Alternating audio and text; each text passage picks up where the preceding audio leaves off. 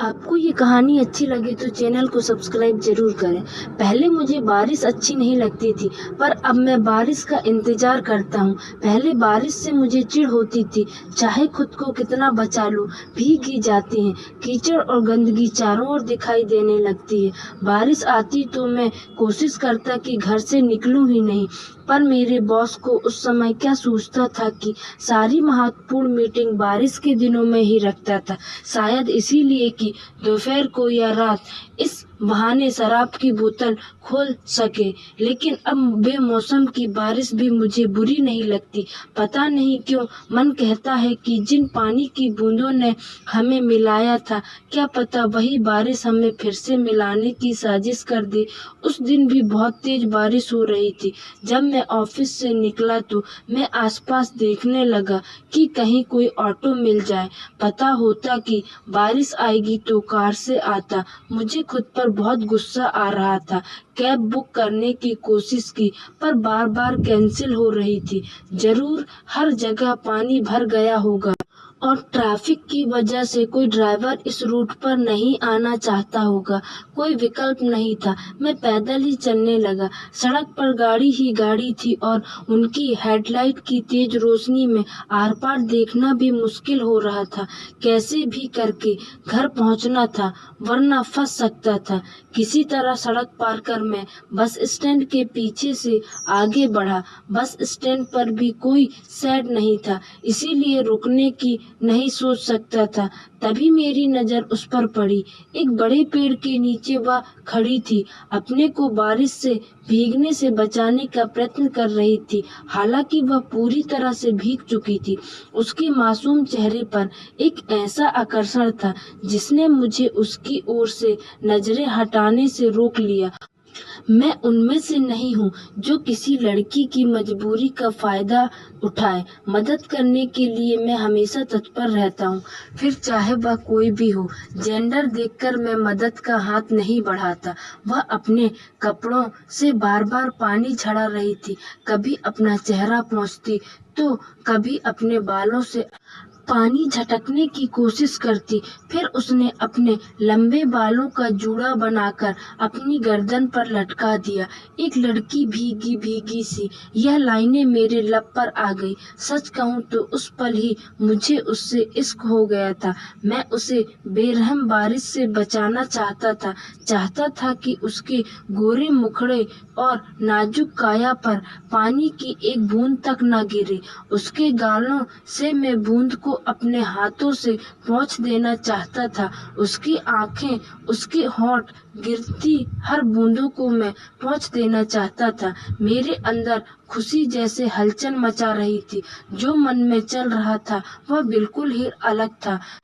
सोचा उसके सिर पर जाकर अपने हाथों से छतरी बना दूं। मैंने सचमुच हवा में अपने हाथ फैला दिए। तभी मेरे हाथों पर तड़ तड़ कर ओले बरसे और बस का तेज हॉर्न सुनाई दिया। यह बस तो मेरे घर तक जाती है, बस छोड़ दूं, मन में विचार आया। तभी देखा वह तेजी से दौड़ती हुई आई और उसी बस में चढ़ गई। मैं भी लपक कर बस में चढ़ गया। उसकी बगल वाली सीट खाली थी। मैं मुस्कुराया और उसके साथ जाकर बैठ गया। हालांकि बस की और सीट भी खाली थी, लेकिन उसने कोई आपत्ति नहीं जताई, ना ही कोई इशारा किया कि और भी तो खाली सीट है, वहां भी तो बैठ सकते हो।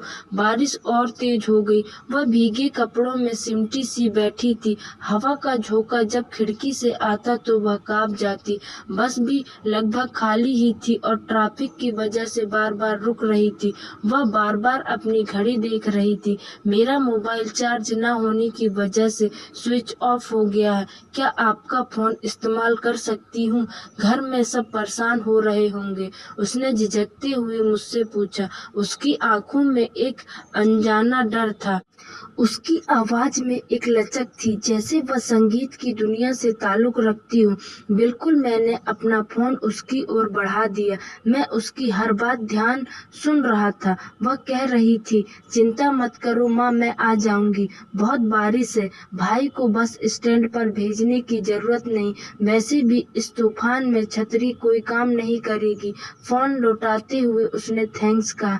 मैं देख पा रहा था कि अब वह राहत महसूस कर रही थी। शायद उसे यह यकीन भी था कि खाली बस में इस अंधेरी रात में जो उसकी बगल में बैठा है उसके साथ वह सुरक्षित है। अगर आप चाहे तो मैं बस स्टैंड से आपके घर तक छोड़ने चल सकता हूँ। अकेले जाना सुरक्षित नहीं होगा। मैं उसे लेकर प्रोटेक्टिव हो गया था। उसने कोई जवाब नहीं दिया, जैसे सोच रही हो कि किसी अजनबी से मदद लेना सही होगा। वह बस से उतरी तो मैं भी उतर गया।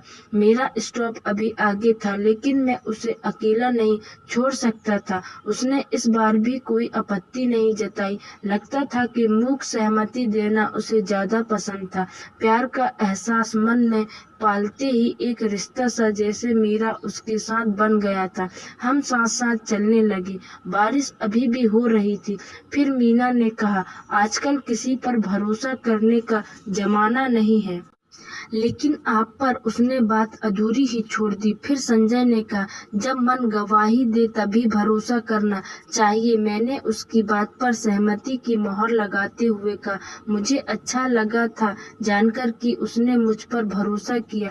मैं एक स्कूल टीचर हूँ, म्यूजिक सिखाती हूँ। आज स्कूल खत्म होने के बाद सामान खरीदने बाजार चली गई थी। सुबह मौसम ऐसा नहीं था कि अंदाजा लगाया जा सके कि बारिश होगी। सामान दुकान पर ही छोड़ना पड़ा। बारिश की वजह से न जाने कितने समय बाद ऐसी बूंदें बरसी हैं। हमें मिलना जो था। मैं मन ही मन बुदबुदाया, यहाँ से मैं चली जाऊंगी। वह एक गली के सामने रुक गई थी। मैंने देखा सामने दूर दूर तक कतार में घर बने हुए थे। मैं घर तक छोड़ देता हूँ, थैंक यू। इस बार उसकी आवाज में थोड़ी कठोरता थी। मैं समझ गया कि वह नहीं चाहती कि मैं उसके घर का रास्ता जानूं। ठीक भी है, उसके लिए तो मैं एक मददगार अजनबी था। प्यार तो मुझे हुआ था। बहुत वक्त गुजर गया है। उस मुलाकात के बाद से मेरी उससे फिर मुलाकात नहीं हुई।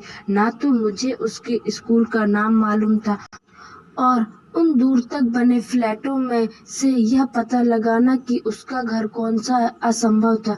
मेरा मन बार बार कहता है कि जिन बूंदों ने हमें एक बार मिलाया और एक अजनबी की तरह वह मुझे पीछे छोड़ आगे बढ़ गई, क्या पता वही बारिश फिर से हमें मिलाने की साजिश रच ले।